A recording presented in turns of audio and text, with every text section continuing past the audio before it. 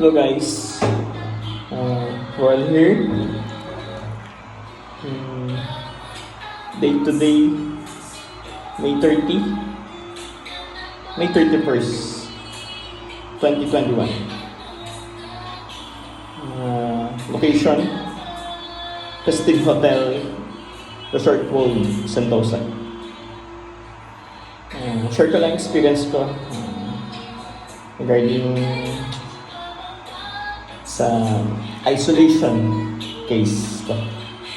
Actually, pandemic ngayon, di ba? Yun ang reason. May isang PBB personnel na infect ng COVID.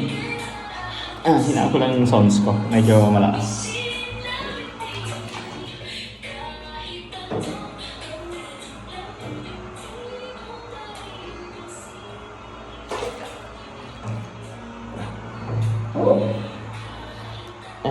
Yun, balik tayo. So, currently naka-isolation ako for not exactly 14 days. Kasi tinawagan ako May 28 until June 8 ang isolation ko. So, share ko lang yung ngayon. Yun nga yung experience ko. Actually, ang lakas ng system, ang ganda ng system ng SD regarding sa control ng pandemic na yan. Makikita naman sa statistics ngayon na control ng SG. So, siguro fortunate na rin, or hindi naman fortunate kasi na-isolate ka na. Siguro, parang privilege ba ang tawag doon? Na-experience ko to. Although, privilege kasi hindi naman siguro ako thank you Lord, hindi naman talaga ako na infect. So, one of the potential exposure lang ako, suspect. Kaya nandito ako. Gawa nga yan. Tinawagan, ang ganda ng system nila. Tinawagan ka ng meron silang trace together na apps na i-wish yung personal na infect ng COVID. And then yung people directly contact with him. Tatawagan ka nila. And then, i-isolate nila kayo. Tatawagan ka ng government. Ako, tinawagan ako. Mag-undergo na araw ako ng quarantine. So, noong una, hesitant ako. Sabi ko, oops, bakit hindi naman ako direct contact talaga. Pero, siguro, malapit kami dun sa office kung saan nagtatrabaho yung infected person na yun. So, suspect kami around him. Lalo na airborne yun. Kaya, potential kami na pwedeng tamaan ng COVID din. Pero, alam mo naman, ako, ramdam ko during that time. Pero ramdam mo na maayos yung system mo, wala problema. Hindi mo pa rin alam kung infected ka ng COVID. So, don't take the risk or don't take it for granted. Kasi nga, maraming mamamatay sa COVID. Kaya, maganda na rin yung safety tsaka compliance na rin sa government policy nila. So, yun ang unang hesitant ako. Sabi ko, bakit isolation? Wala naman akong direct contact. Pero anyway, tinanggap ko na. So, ngayon, nandito kami sa government facility. Sunduin ka nila. Tatawagan ka nila, sunduin ka nila. Tapos, i-arrange nila lahat. Confidentiality, information mo. Kung paano ka dadalhin sa facility nila, arrange nila yan. Kaya maganda. So, fortunately, maganda yung napuntahan ko. Yun nga, nandito pa sa Sentosa, 5-star hotel, Festive Hotel.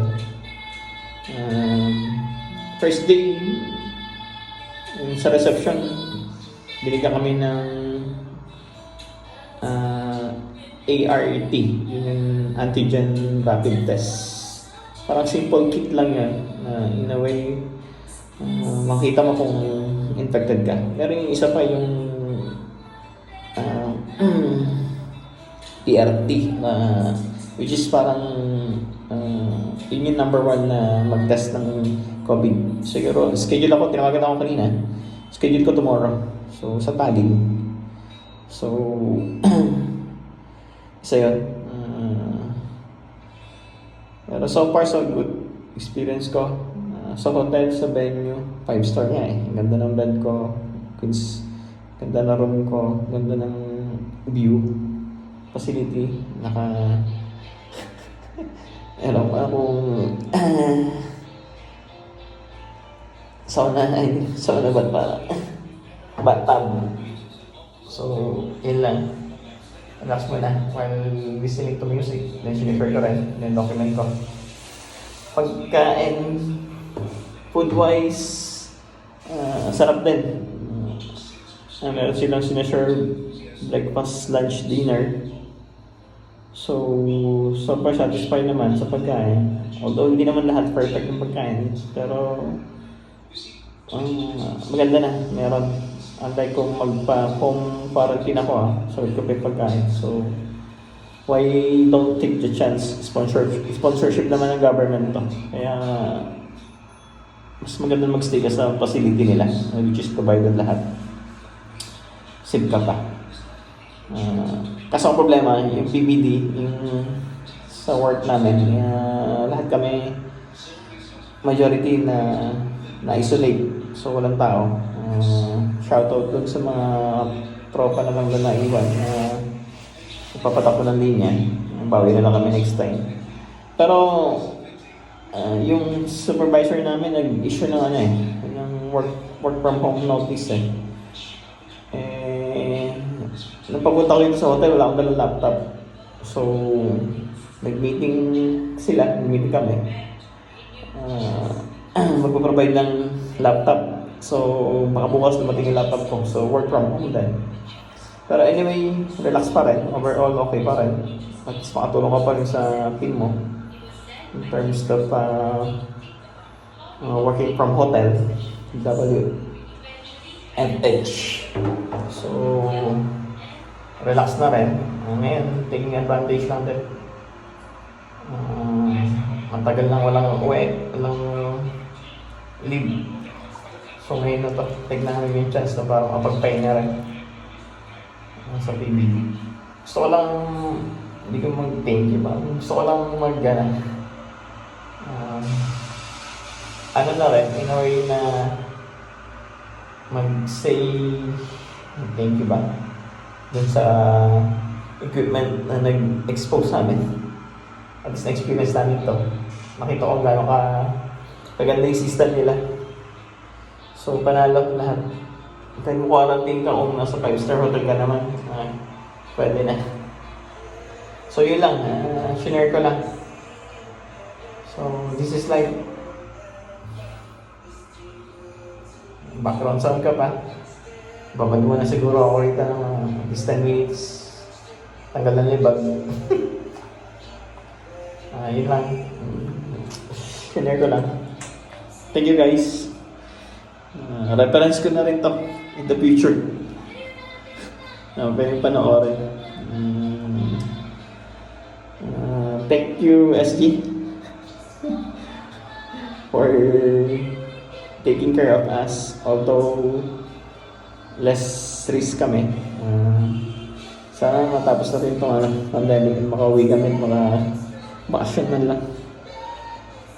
So, yung talagang break. Makakalungkot din eh. Ang ganda ng place mo, pero mag-isa ka lang. Hindi mo ma-sure. Kausap ko rin lagi si Weng, video call. Pero, iniinggit ko sa mga pagkain ko. Sa bed ko. Tsaka ngayon, sa bathtub ko. Hello Weng, wish you were here. Anyway, we will have our chance. Yun na, 10 minutes na itong video na to. Relax muna ako, another 10 minutes. So, sound trip muna ako. Bye-bye. Good luck.